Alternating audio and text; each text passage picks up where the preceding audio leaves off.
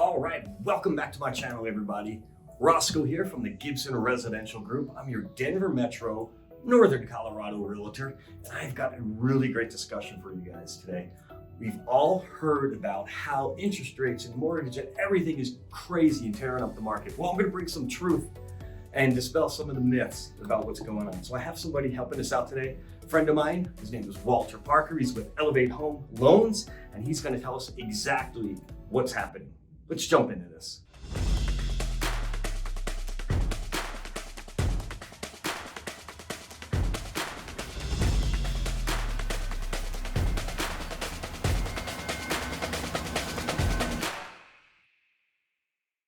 All right, hey, thanks very much, Walter. I so appreciate your time today coming by and letting everyone know what the heck is going on with the market. My pleasure, Roscoe. So I thought what we'd do is we could kind of break it down today because I have buyers, I have sellers. So let's talk about how this is going to help out the buyers. What's really the situation for the buyers? How does this interest rates, the market, and the mortgage, how's that all affecting sellers? And then let's also speak to my friends out there who are the renters and let them know what really is going on. So I'll let you take it away. What's happening for buyers? What is truly happening for these buyers when it comes to getting their rates? Is this really as horrible as the media is telling everything it is? I have a feeling it's not, by the way. What's the truth here? So there's the media truth and then there's the real truth, right? Exactly. So let's talk about this because negativity is what sells newspapers, it sells airtime on TV and everything else. The reality of the fact is the Fed's made a big decision just a week and a day ago as far as we're going to raise the Fed rate by 0.75 or 75 basis points. What does that mean to the consumer? Well, the Fed rate really affects credit cards and automobile loans, installment loans, right? That's what the banks actually use and lend off of for that. It does not affect, no matter how much the media will tell you, no matter how many websites and money-wise sites, oh, this is going to cause mortgage rates to go up. That's not true. In fact, in an environment where we have been fighting inflation, a lack of confidence in the economy, high amount of inflation. The reports are like 8.5% inflation, but in all reality, once you add in food and groceries and other items, it's actually 20%. We've seen inflation year over year. We've all felt in our pocketbook. That lack of confidence long-term in the economy has caused interest rates to go up. In addition, that the federal government for the last 2 years were buying mortgage-backed securities. Mortgage-backed securities is really what sets rates. So when they were buying into mortgage-backed securities, then mortgage-backed securities were all-time high, which means rates were at an all-time low. The 10-year note is what I would say, watch that. As it gets higher, interest rates go higher. As it gets lower, the interest rates go lower. So we're always watching that. So when the Feds made that announcement, they said, hey, we're gonna raise it 75 basis points. The market immediately knew, okay, they're serious about fighting inflation. A higher, rate on the dollar is going to make the dollar more valuable. Right. So cheap money, it means inflation, more expensive money. So it actually was a great thing overall, even though a lot of people may fill in their pocketbooks for the credit card. But if you're a home buyer, that's actually great because that's going to keep the rates from just escalating up. In November last year, we were at 3.25%. And so quick, right? And so 7 months later we're talking 6.5%, literally double the interest rate. Now that's starting to come down since the Feds did that. So is it doom and gloom? No, it's not. And again, we're not going to keep going up forever. We may have peaked out, we may not. I don't have a crystal ball on that, but I can tell you there's a lot more confidence that we're attacking inflation than we were before. For sure. So that means for the buyers that, hey, this constant, I may not be able to afford a home, it may have put at least a glass ceiling on it for now, and you have more opportunities. Now, the rates going up have actually translated to less people qualifying. Less people qualifying means that instead of 25 bids on the same home and willing to pay $100,000 over asking price, you may have 5 people to look at the home and only 2 offers on the home. So that means that buyers have probably the best opportunity in the last 2 years they've ever had to buy a home. To win an actual contract on a home they like also means the sellers don't necessarily mean that they could just put any number out there and get above that number. Right, yeah. It's got to make sense, right? Kind of bad news for the sellers when you really look at it. In a way. In a way, they're still right? making a lot of money, which is great. If you've owned a home for the last few years, you've seen your appreciation. Boom, right? You've gone up.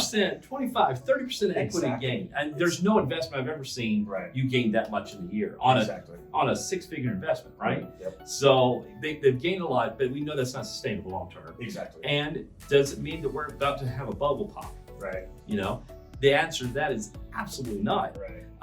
The only time we've had a bubble pop caused by the real estate industry as far as a recession was when we had almost 2 million surplus homes and the lowest population in the history of this country for 25 to 35-year-olds. Wow. So where we're at now, we have a 3 million We shortage. still have that gap. We still don't have enough homes. And we have the highest population in the history of our country Right. for 25 to 35-year-olds. So it's the exact opposite of what it was in 08. Right. For that, and this add this on top.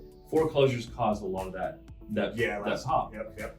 The average American that's owned their home for at least more than 1 to 2 years is sitting on at least $65,000 to $100,000 in equity in their home. Yeah. So they're not going to foreclose and walk away from $100,000. Would you? Yeah, exactly. Right. Yeah, exactly. I mean, I'm going to sell the home. You're gonna stay even in if I do it at yeah. a discount, I'm walking away with 60 grand in my pocket. I'm not foreclosing. Right. So foreclosures cause home values to drop considerably. Right. If we're not going to have foreclosures, then where is this bubble popping? That's why I keep challenging everybody. It's not a bubble. It's a price correction. Right. Yeah. So for the buyers, as you guys see, many of you I've talked to, we're seeing. First off, how many days on the market are we seeing homes sitting now? We have way more inventory than we've had. 18 months or something? You're saying? Yeah. We have way more homes on the market, right? We're not having homes skyrocket 100,000 over, 50,000 over list, over ask, all that stuff. Those days are right now gone. So as a buyer, sure, rates have ticked up, but we have way more inventory and we have a way better chance now for you guys to get in because you're not competing. And we don't have any of that nonsense we were dealing with just 6 weeks ago. 6 weeks ago, you were looking at 100,000 over asking price. Mm-hmm. You were looking at waiving inspections. Exactly. You were looking at giving waiving everything appraisal. away. You were giving everything away. Turn the tables now. We're seeing price reductions. We're seeing you're going for asking, maybe even a little under asking. Yeah, for sure. So what a difference a day makes, right? Yeah, exactly. So if you're a buyer, this is the time not to back off, not to say I'm going to wait till the market crashes, because in all honesty, a recession has always benefited real estate, never hurt real estate other than 08. And we've been through a ton of recession. People talk about, hey, wish they can go back to good old days. In the 1950s, we had 5 recessions in 10 years. Wow. So again, but that was the booming time of, so we don't think about it as, man, 5 recessions. Right. We've had 1 recession in the last 14 years. Right. And I remember my folks telling me, I probably wrong on this number, but wasn't their interest rates 30, 40 years ago, like 15, 20%? Yeah. Outrageously the 80s. high numbers. And before this year set a record for the highest increase in interest rates, okay? Mm-hmm. It is. But again, we were also the lowest interest rates ever in history. Right, yeah, exactly. Right, So everybody got spoiled on that cheap sugar. Everybody had cheap sugar. And between 1989 and 1990, interest rates went from 11 to 13%. Wow. So 2% in 1 year, right? And you know what happened? Housing sales still went up year over year. Gotcha. So again, yes, houses are worth a lot more, but we're making more from being made in 88 and 89 as well. If you were making $45,000 in 1989, you were making really good money. Oh, for right? sure. Now you need 2 incomes, right? It's that for sure. But, so there's a lot of factors here, but bottom line, don't believe the hype of the news. Yeah. It's not a horrible time to buy. Again, I think for all those reasons that we were dealing with last year, it's actually a better time for buyers than it was last year. I'm more excited for my buyers, to be completely honest. No exhaustion from seeing 25 bids on 25 homes. I mean, we have so many options now. If we could just come to terms with what the interest rate really means, the option of refinancing in whether a few months to a few years out of the gate after this purchase, it's not as bad as they're making it out to be, right? There's many options, and even if you're still tied on cash, don't let that be the deterrent. Right. There's down payment assistance programs. You're allowed to still make a decent amount of money. Right. 80, 90,000 a year. It depends on the county. We can always talk to you about that. And it really is a great time. It's not a sales cliche or to get you moved. But again, and we'll talk about renters here in a minute, but And now, so I would say, bottom line, if you're a buyer, do not wait. It's costing you a lot of money. Yeah. We could break down the numbers, basically $500,000. Right. If you want me to go ahead and do that or not, but we'll save that for another. Okay, we'll save that for another one. All right. So yeah, so again, guys, what you most importantly need to do right now is find a good team who is, as you can hear, find people who know what has truly gone on in the industry and have options for you in your situation. Because everybody's situation is going to be a little bit different. But somebody like Walter here, we know exactly what's going on. So let's shift it now. So now I have my sellers, right? I have a few sellers out there who are now a little worried that, am I not going to get my, $100,000? Should we ask more? What's going on for sellers in this market? Could you break that down for us? Many sellers are always going to be a buyer as well. So for all the benefits as a buyer, take that out of the equation when you go to buy now versus buying a year ago. Many people did sell, and another reason why we have such a shortage of inventory is, I'm sure you heard the response, well, if I sell, what am I going to buy? Right. Where am I going to go? Exactly. Yeah, you couldn't. And really challenging. All the money I'm making, I'm going to have to bid over asking. If I make $150,000, I'm probably going to spend 2/3 of that in over appraised value on a home, and I just don't want to do that. You don't have to worry about that right now. Okay, so one, but now as a seller, being on the receiving end, hey, that was great when you got it, but you still have to turn around and buy. So you were really robbing Peter to pay Paul. Yep. So now you're at a place where, hey, interest rates have risen. Why would I sell now? Great question.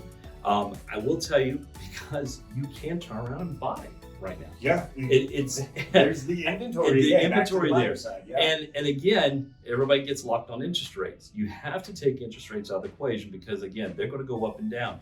You're looking for your dream home, not your dream loan. Exactly. So if you yeah. have a chance to get $200,000 out of your house right now, take the money. Yep. Because again, you might have made $300,000 3 months ago, right, but that may not come back for another 10, 12 years. Exactly. Right? Yeah, so yeah, for sure. You're still at a peak point now. And yes, people are saying, well, maybe I'll wait till recession, rates go down.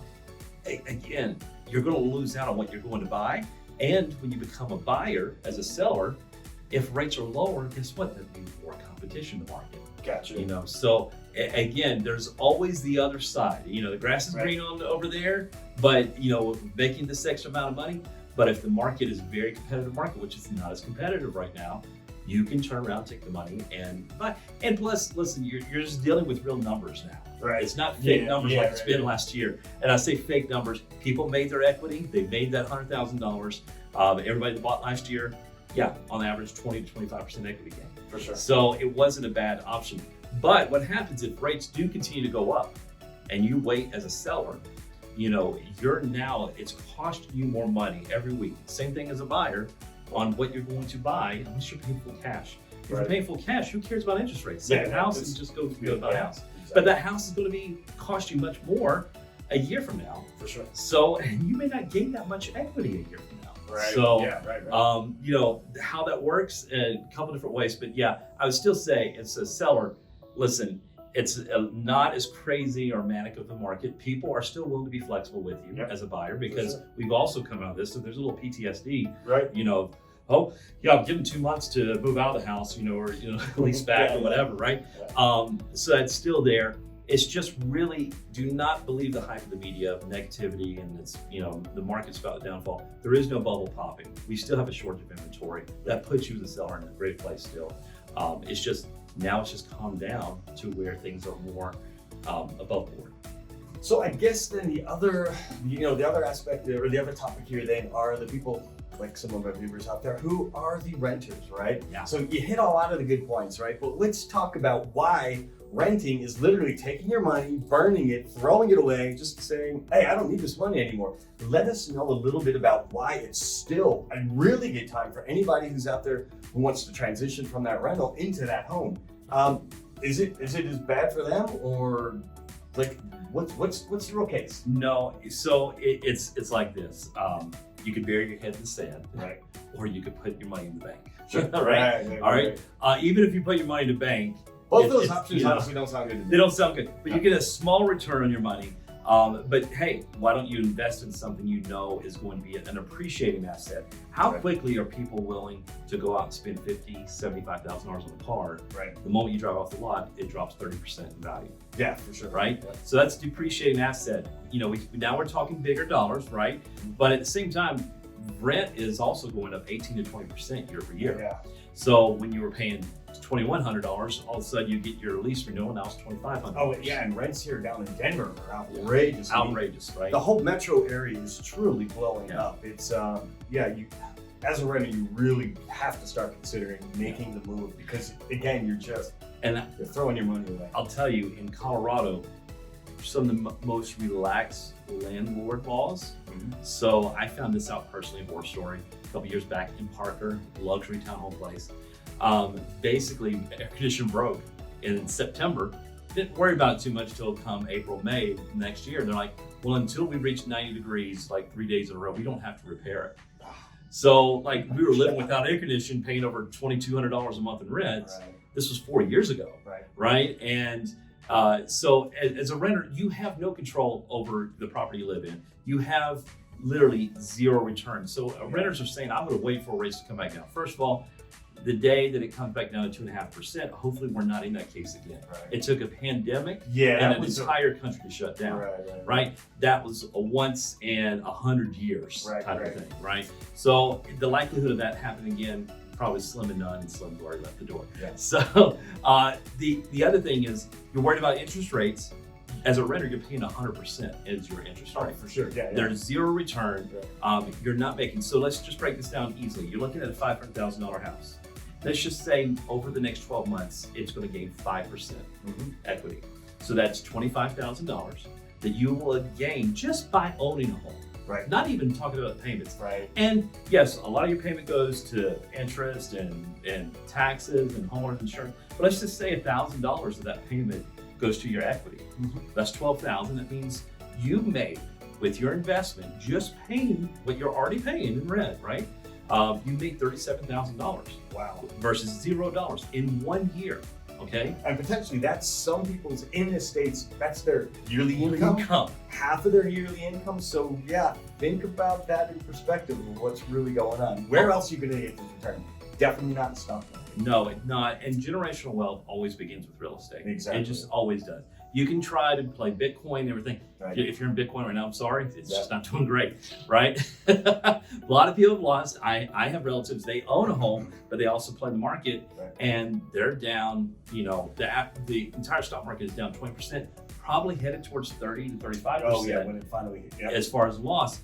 Your home is not losing. Right. You know, you're gaining. Right. So again, as a renter, it really should be no brainer. The biggest pushback we get is I don't have enough money or don't make anything. Right. You talked about it earlier.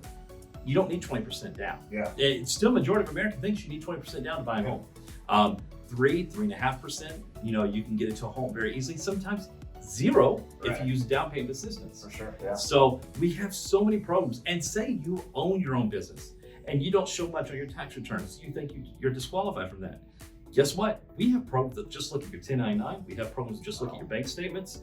We have other options. Yeah. So again, always do your homework, get with a great realtor. Yeah, find a great team who knows Exactly. you know, how to help your situation. Because everybody again is going to be different, but there are so many options for people out there. Exactly. You know, one other Yeah. thing we should talk about as a renter, you know, unless you're running your, you know, a business out of your home, you have no tax deductions Right. as a renter.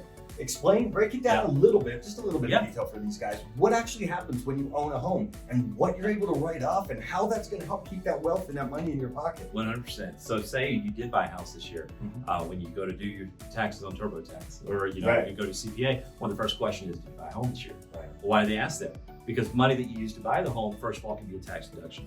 Guess what? The interest that you're paying on, so yeah, you're paying a little more interest now, 6 versus 5 or 4. But you know what? That interest can be also tax deductible. Right. It all depends on how you file your taxes. I'm not a CPA, We're not right? CPAs. We're not Don't CPAs. Please speak to your tax attorney or your CPA about it because they're going to give you the actual information. We're just going to give you guys some of the basic facts. I will dare to say probably 9.9%, 9.9 out of 10 CPAs will tell you, should I buy a home or should I rent? Oh. They're going to tell you all day. There's so many tax havens you have Yeah. when you own a home. Yeah, So for there is absolutely a lot more benefits than even what we're going to talk about to owning versus rent. Yeah, yeah. Cool. Well, anything else you'd like to, any other myths we think we haven't touched on that we need to dispel for these guys, let them know the truth? But I think you did a great job. I mean, it's really, sure, rates are up. Yeah. But they were also at lows that we probably never should have hit if it wasn't for the pandemic. Right.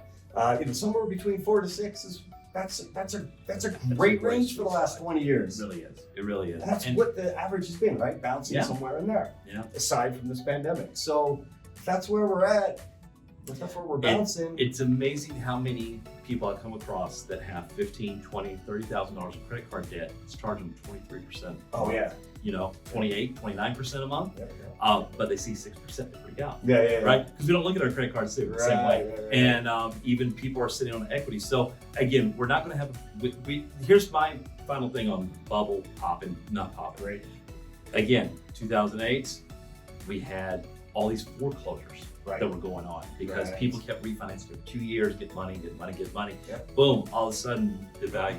Even if homes set at zero today in order tomorrow, people are already sitting on $60,000 to $100,000 of equity in their home. Yeah. So, would you walk away from a home to let $100,000 just sit on the table? Absolutely not. Not the way things are now. No. So, unless you'd be willing to do that, you're not going to foreclose on your home. You'd sell your home, even at a discounted price if you had to, right? Just to get out real quick.